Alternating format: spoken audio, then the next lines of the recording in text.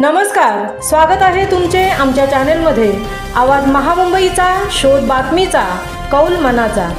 चला तर मग आमचे चॅनल शेअर करा, लाईक करा आणि सबस्क्राइब करा। धन्यवाद। दुग्ध व्यवसायाला भाजीपाल्याची जोड देत देवपूर महाडी कुटुंबीय एकात्मिक शेतीचा यशस्वी प्रयोग। पोलादपूर तालुक्यातील देवपूर गावातील दत्ताराम महाडिक वय वर्ष 54 हे शेतकरी असून अनंत अडचणींवर मात करून डोंगर दुर्गम भागामध्ये शेतीमध्ये विविध प्रयोग यशस्वी करत आहेत। पालेभाज्या, दोडका, कोबी, फ्लावर, मिरची, काकडी, भोपळा, कलिंगड, हरभरा लागवड 2.5 एकरात आदींचा समावेश आहे। मंडळ कृषी अधिकारी श्रीरंग मोरे, कृषी सहाय्यक मनोज जाधव यांचे मोलाचे मार्गदर्शन त्यांना लाभले आहे। त्यांनी शेतीला जोडधंदा म्हणून दूध व विक्री व्यवस्था सुरू केली आहे। त्यांचा मुलगा परेश नोकरीच्या मागे न लागता रिक्षा चालक असून सकाळी दूध घेऊन शहरातील घरोघरी जाऊन दूध विक्री करण्याचे काम करतो। तसेच रिक्षामधून भाजीपाला गावोगावी विक्रीचे काम संध्याकाळी 4 ते 6 या वेळेत तो करतो। तसेच वेळ मिळेल तेव्हा वडिलांना शेतामध्ये मदत करत असतो।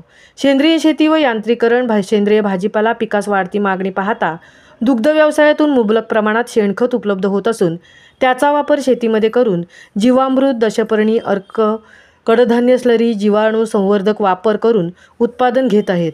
भाजीपाला विशिष्ट चव असल्यामुळे ग्राहकांची वाढती मागणी व दरसुद्धा मिळतो। त्यांनी आधुनिक यंत्राची साथ घेऊन पॉवर टिलर साहाय्याने शेताची नांगरट आधुनिक पद्धतीने करत नवनवीन प्रयोग ते आपल्या शेतात करत आहेत।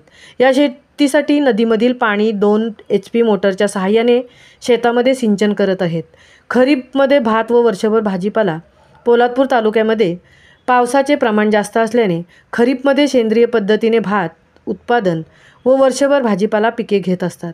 त्यांच्या या विविध शेती प्रयोगातून त्यांना चांगले उत्पन्न मिळत असून त्यांचा आदर्श घेऊन तालुक्यातील अनेक शेतकरी जोडधंद्यासह शेतीत त्यांनी उतरावे अशी त्यांनी मनीषा व्यक्त केली आहे। आवाज महामुंबईचा चॅनेलसाठी प्रकाश कदमसह तृप्ती भोईर, पोलादपूर।